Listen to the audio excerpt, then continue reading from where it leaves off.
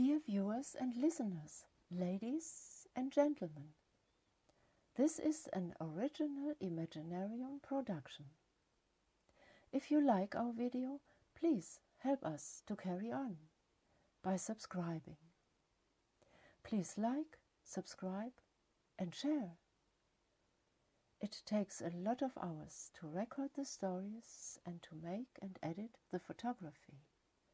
Only with subscribers and with likes we can grow the channel.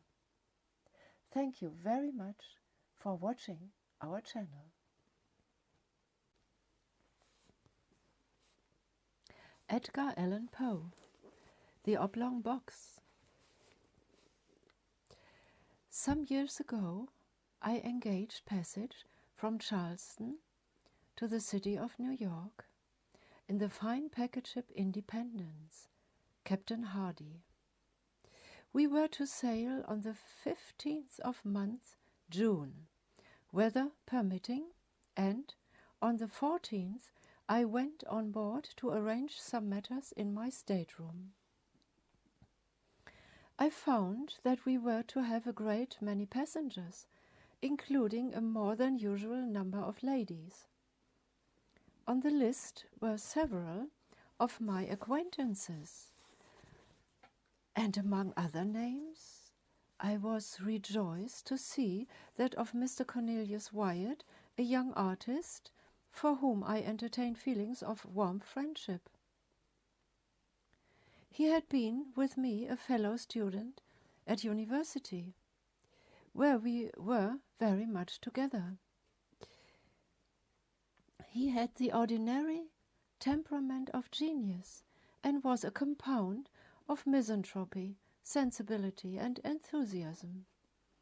To these qualities he united the warmest and truest heart which ever beat in a human bosom. I observed that his name was carded upon 3 staterooms, and upon again referring to the list of passengers, I found that he had engaged a passage for himself, wife, and 2 sisters, his own.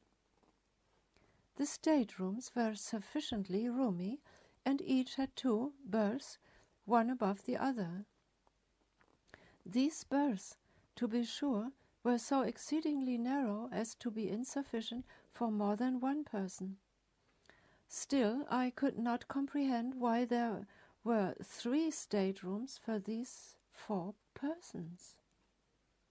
I was just at that epoch in one of those moody frames of mind which make a man abnormally inquisitive about trifles, and I confess with shame that I busied myself in a variety of ill-bred and preposterous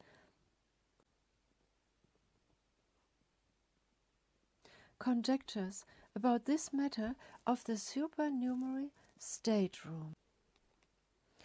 It was no business of mine, to be sure, but with none the less pertinacity did I occupy myself in attempts to solve the enigma.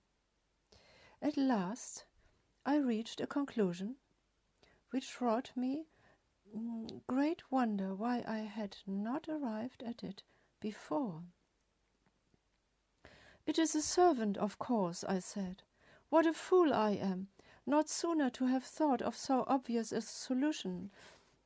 And then I again repaired to the list, but here I saw distinctly that no servant was to come with a party, although, in fact, it had been the original design to bring one, for the words "and servant" had been first written and then overscored. "Oh, extra baggage, to be sure," I now said to myself. "Something he wishes not to be put in the hold, something to be kept under his own eye. Ah, I have it. A painting or so, and this is what he has been bargaining about with Dicolino, the Italian Jew." This idea satisfied me. and I dismissed my curiosity for the nonce. Wyatt's two sisters I knew very well, and most amiable and clever girls they were. His wife he had newly married, and I had never yet seen her. He had often talked about her in my presence, however, and in his usual style of enthusiasm. He described her as of surpassing beauty, wit, and accomplishment. I was, therefore, quite anxious to make her acquaintance.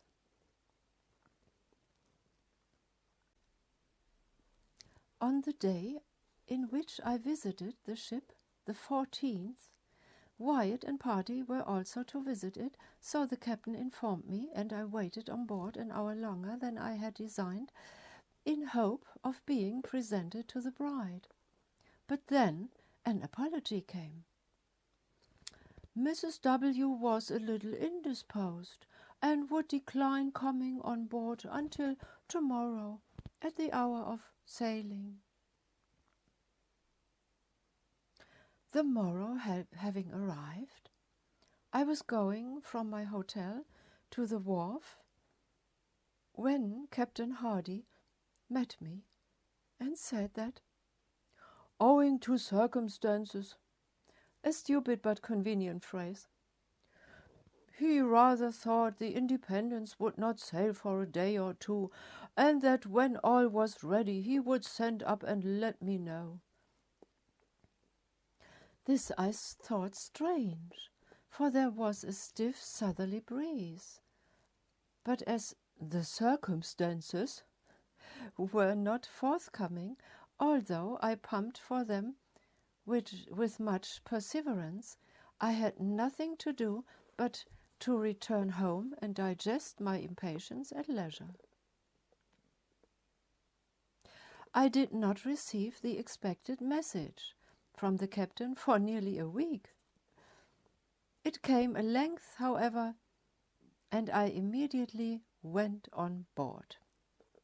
The ship was crowded with passengers, and everything was in the bustle attendant upon making sail.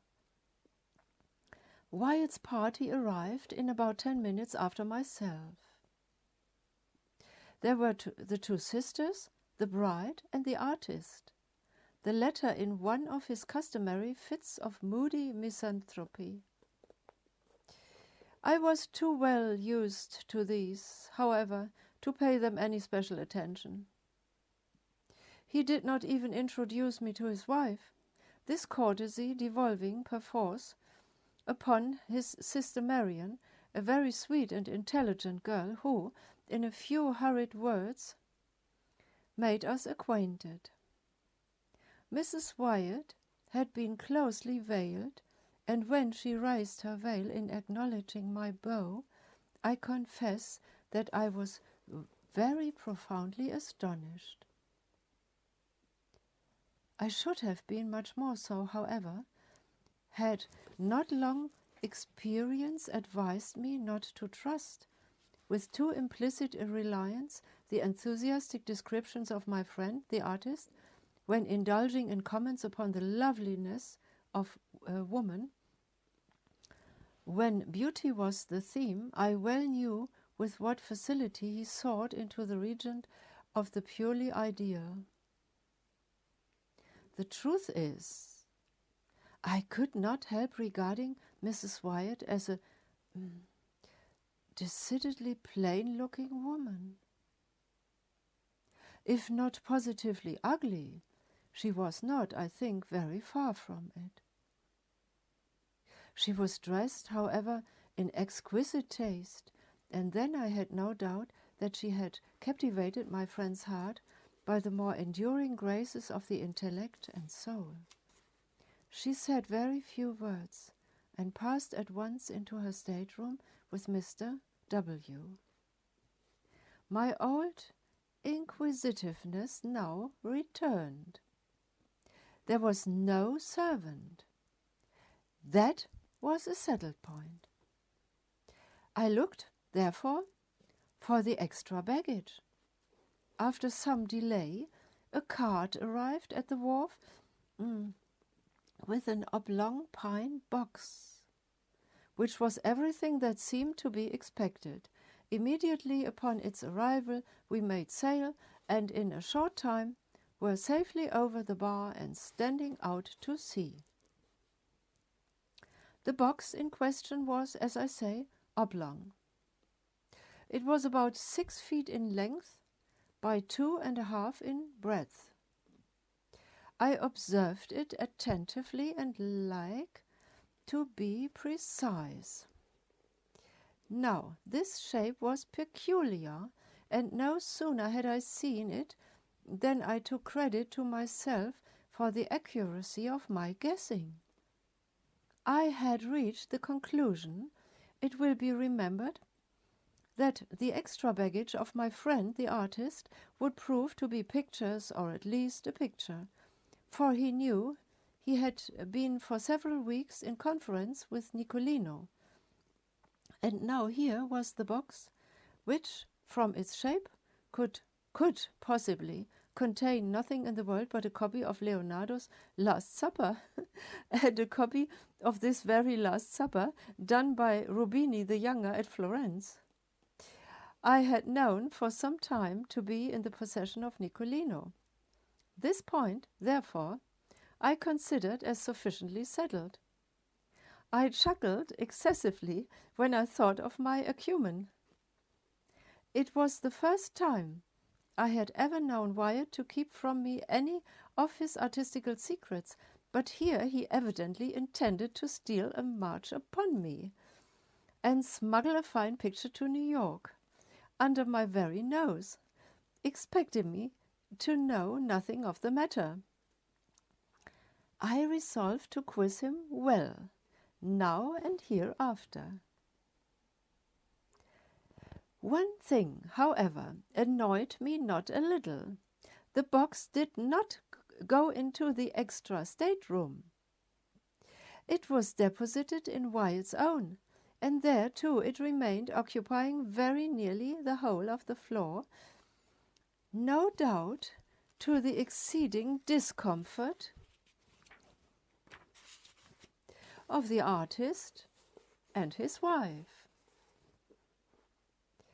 This the more especially as the tar or paint with which it was lettered in sprawling capitals emitted a strong, disagreeable, and, to my fancy, a peculiarly disgusting odour. On the lid were painted the words, Mrs. Adelaide Curtis, Albany, New York, charge of Cornelius Wyatt, Esquire. This side up, to be handled with care. Now, I was aware that Mrs. Adelaide Curtis of Albany was the artist's wife's mother. But then I looked upon the whole address as a mystification intended especially for myself. I made up my mind, of course, that the box and contents would never get farther north than the studio of my misanthropic friend in Chambers Street, New York.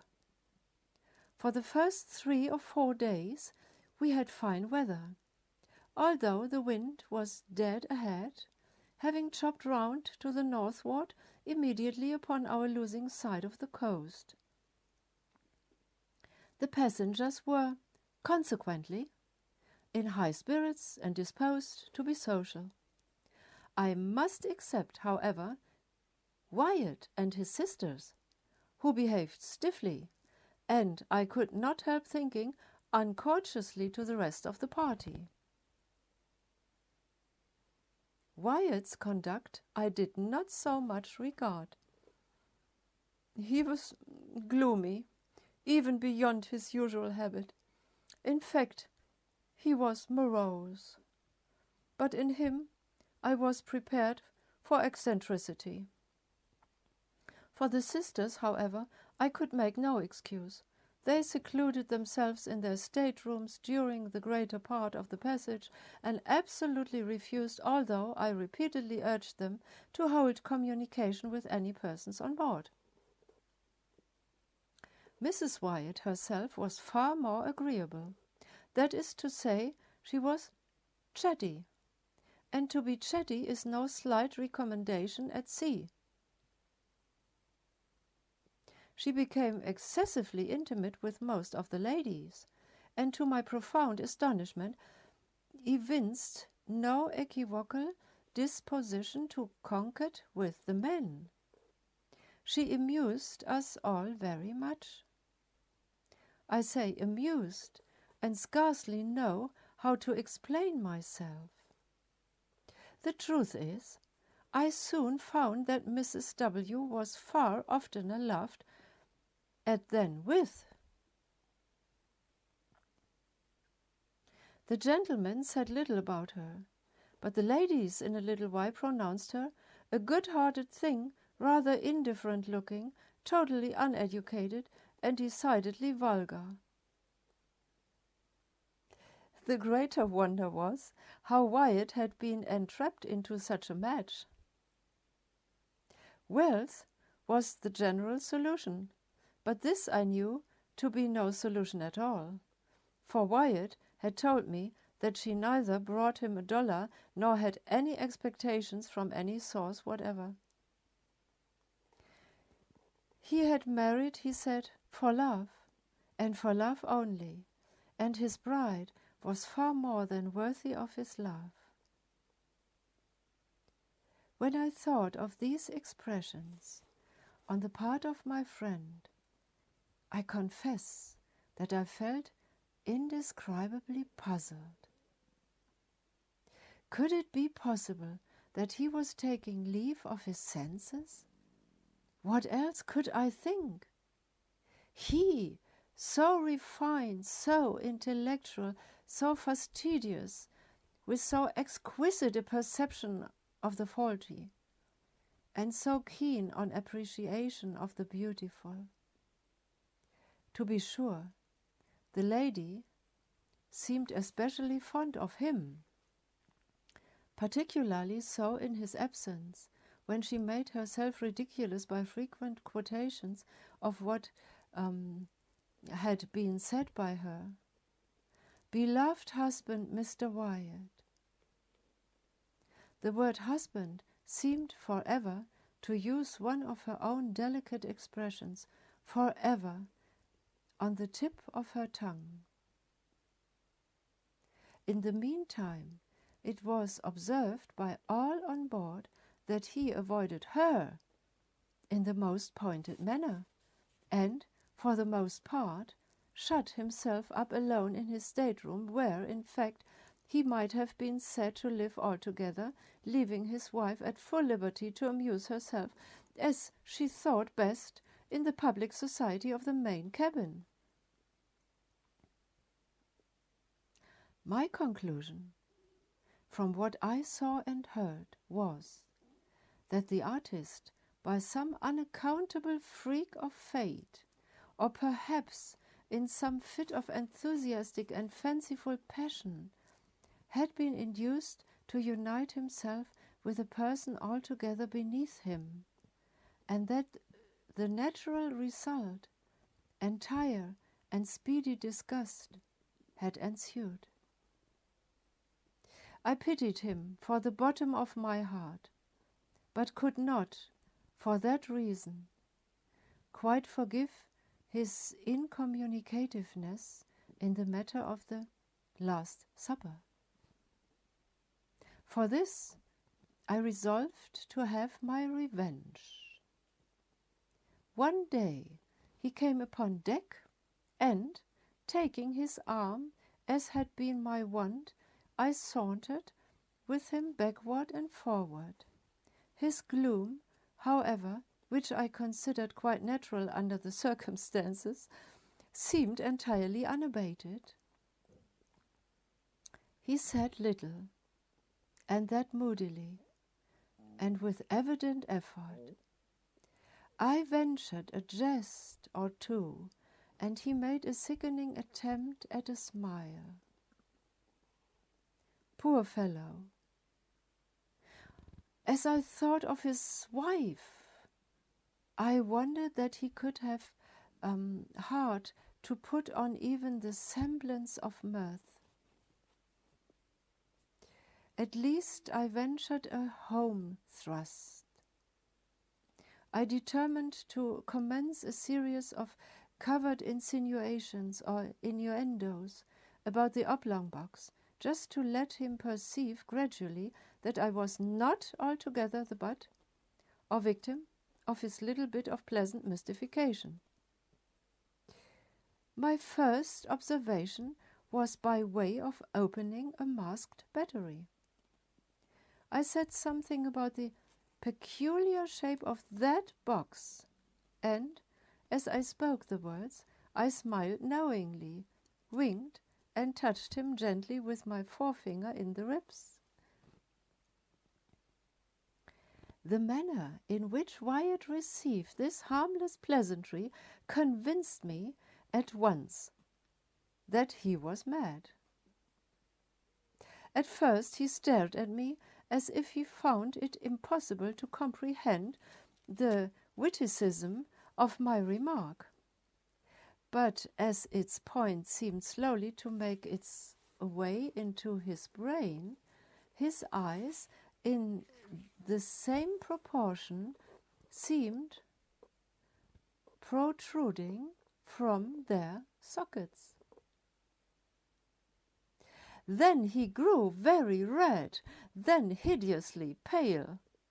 Then, as if highly amused with what I had insinuated, he began a loud and boisterous laugh, which, to my astonishment, he kept up with gradually increasing vigor for 10 minutes or more. In conclusion, he fell flat and heavily upon the deck. When I ran to uplift him, to all appearance, he was dead.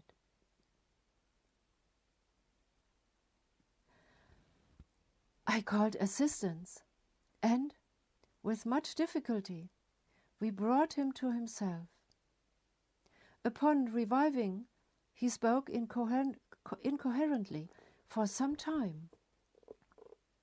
At length, we bled him and put him to bed. The next morning he was quite recovered, so far as regarded his mere bodily health. Of his mind, I say nothing, of course.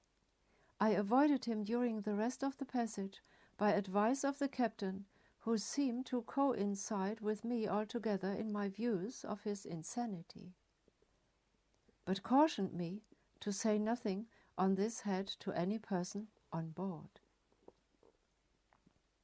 Several circumstances occurred immediately after this fit of Wyatt's, which contributed to heighten the curiosity with which I was already possessed.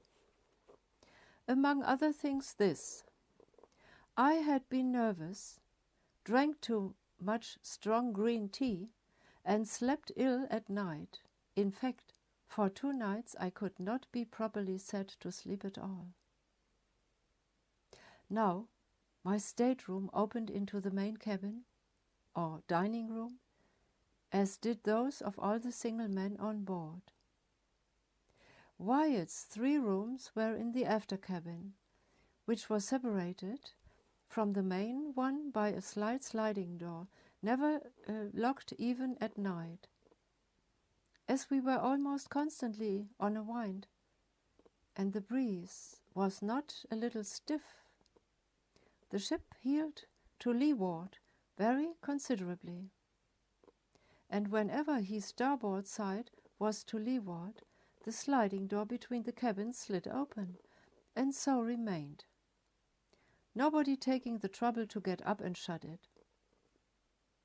But my berth was in such a position that when my own stateroom door was open, as well as the sliding door in question, and my door was always open on account of the heat, I could see into the after cabin quite distinctly, and just at that portion of it, too, where were situated the staterooms of Mr. Wyatt.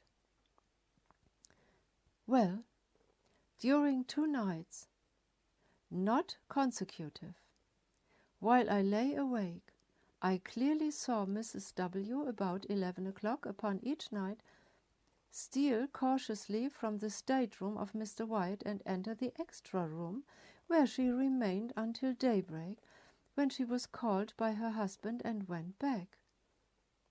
That they were virtually separated was clear.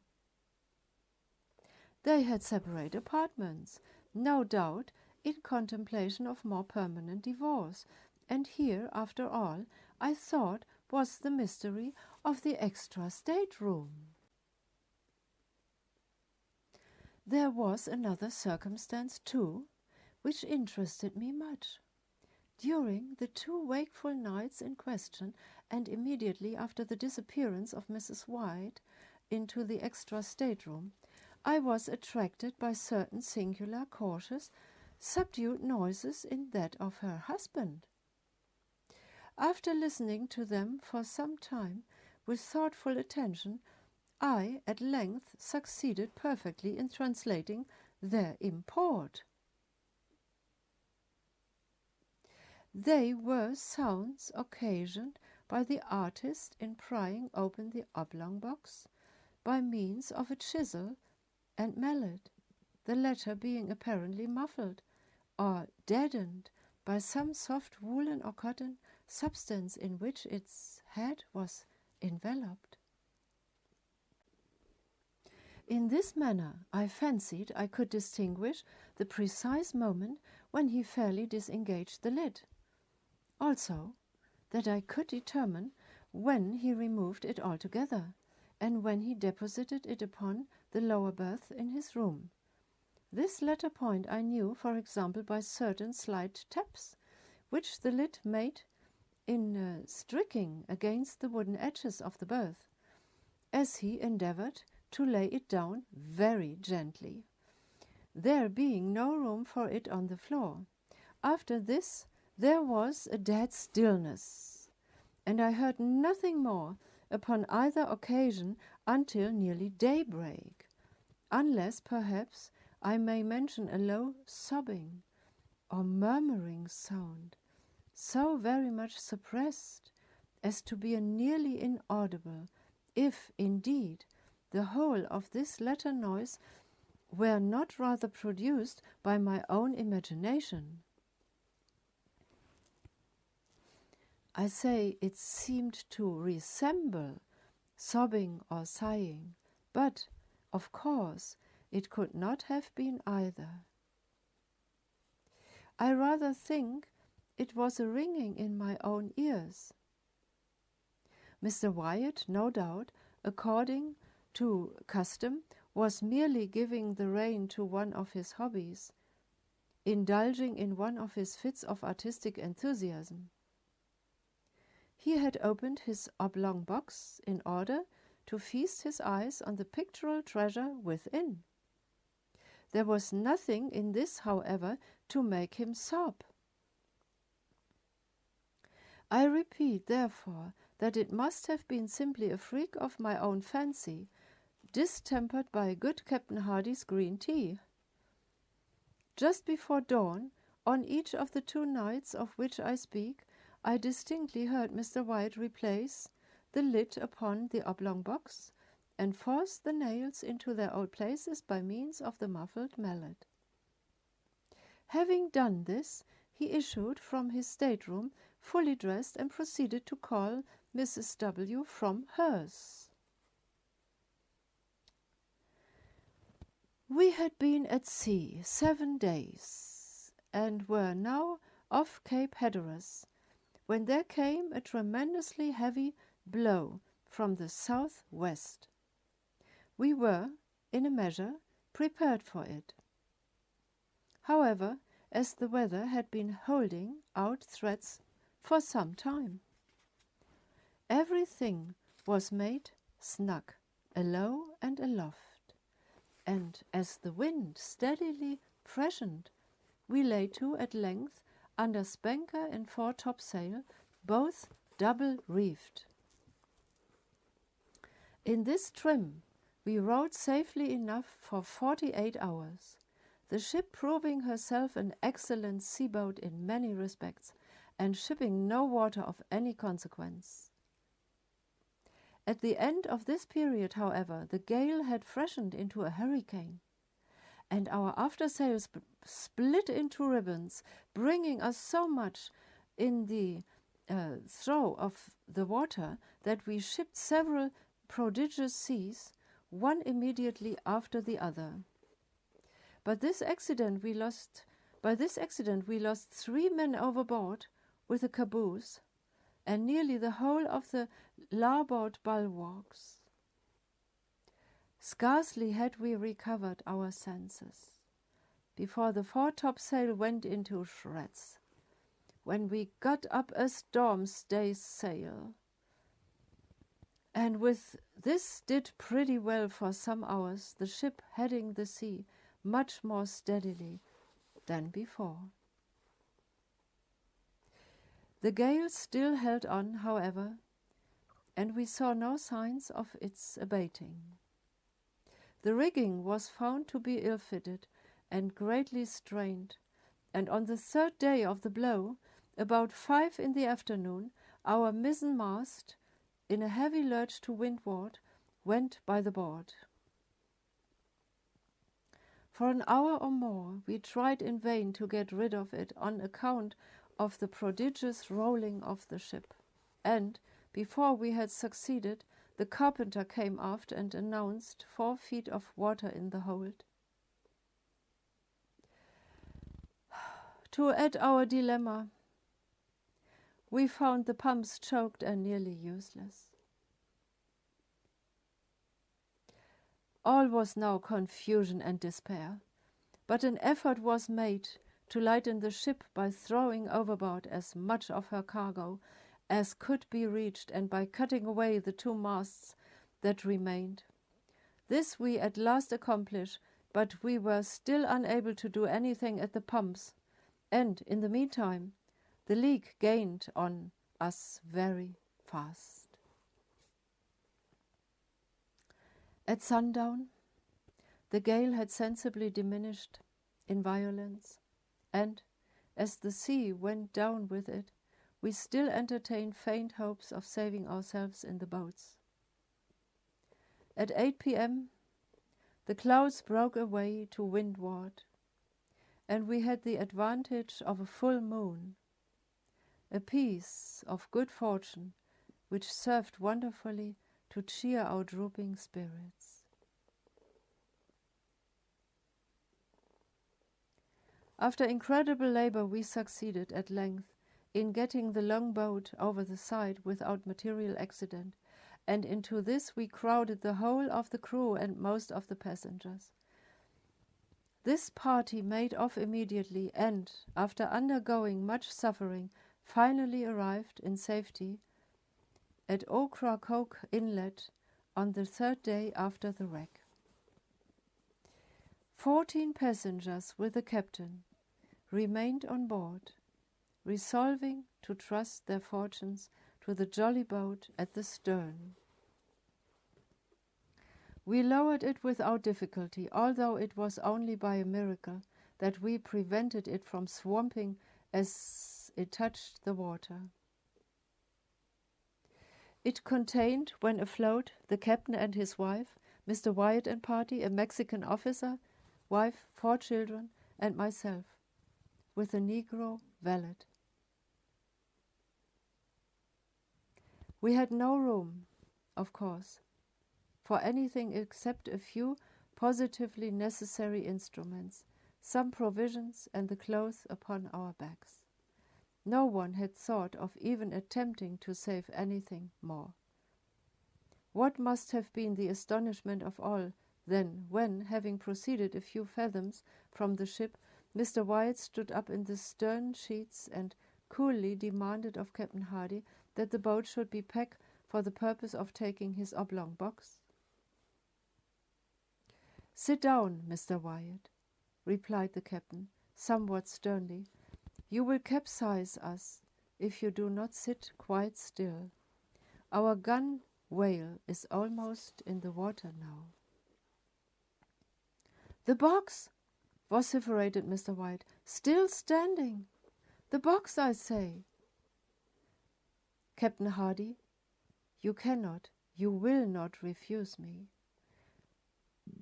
Its weight will be but a trifle. It is nothing, mere nothing. By the mother who bore you, for the love of heaven, by your hope of salvation, I implore you to put back for the box."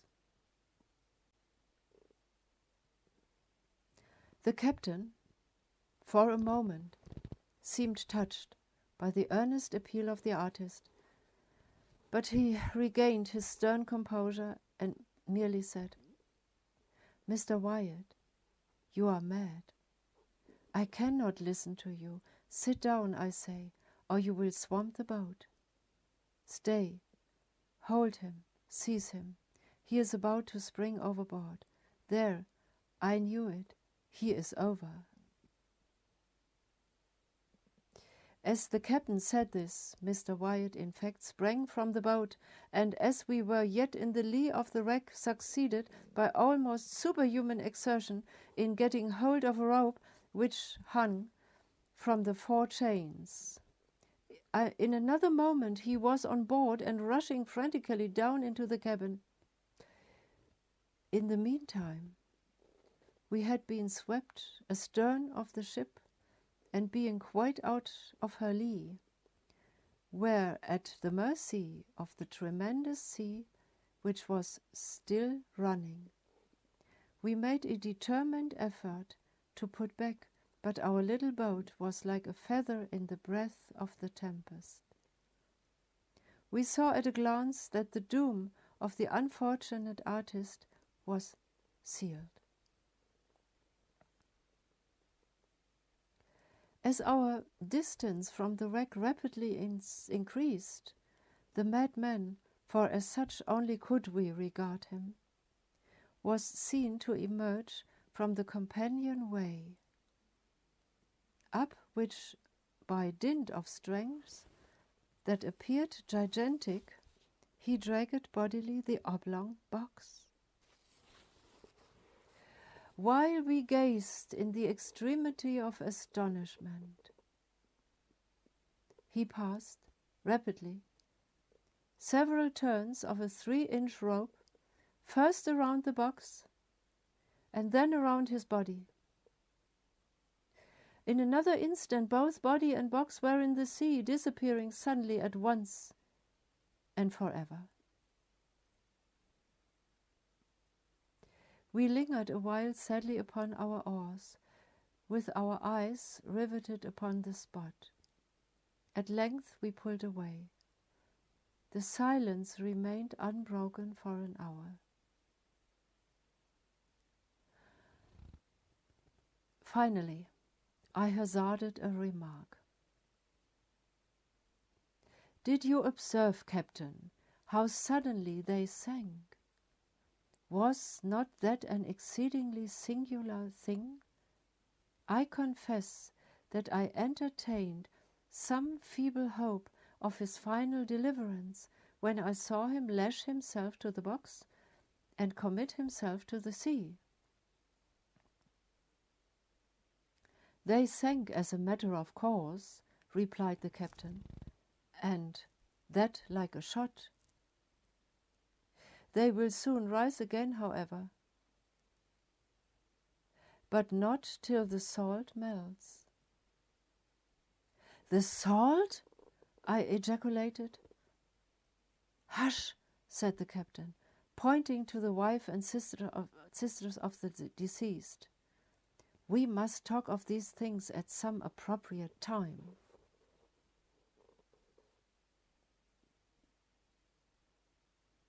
We suffered much and made a narrow escape, but fortune befriended us as well as our mates in the longboat. We landed, in fine, more dead than alive, after 4 days of intense distress, upon the beach opposite Roanoke Island. We remained here a week, were not ill-treated by the wreckers, and at length obtained a passage to New York. About a month after the loss of the Independence, I happened to meet Captain Hardy in Broadway. Our conversation turned, naturally, upon the disaster, and especially upon the sad fate of poor Wyatt. I thus learned the following particulars. The artist had engaged passage for himself, wife, 2 sisters, and a servant. His wife was, indeed, as she had been represented, a most lovely and most accomplished woman. On the morning of the 14th of June, the day in which I first visited the ship, the lady suddenly sickened and died.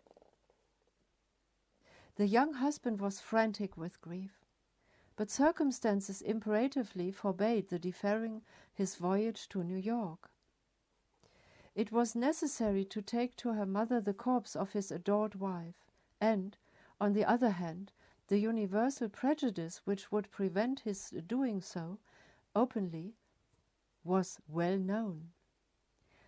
9/10 of the passengers would have abandoned the ship rather than take passage with the dead body. In this dilemma, Captain Hardy arranged that the corpse, being first partially embalmed and packed with a large quantity of salt in a box of suitable dimensions, should be conveyed on board as merchandise. Nothing was to be said of the lady's decease, and, as it was well understood that Mr. Wyatt had engaged passage for his wife, it became necessary that some person should personate her during the voyage. This the deceased lady's maid was easily prevailed on to do. The extra stateroom, originally engaged for this girl during her mistress' life, was now merely retained. In this stateroom, the pseudo-wife slept, of course, every night. In the daytime, she performed, to the best of her ability, the part of her mistress, whose person, it had been carefully ascertained, was unknown to any of the passengers on board. My own mistake arose, naturally enough, through too careless, too inquisitive, and too impulsive a temperament. But of late, it is a rare thing that I sleep soundly at night. There is a countenance which haunts me, turn as I will. There is an hysterical laugh which will forever ring within my ears.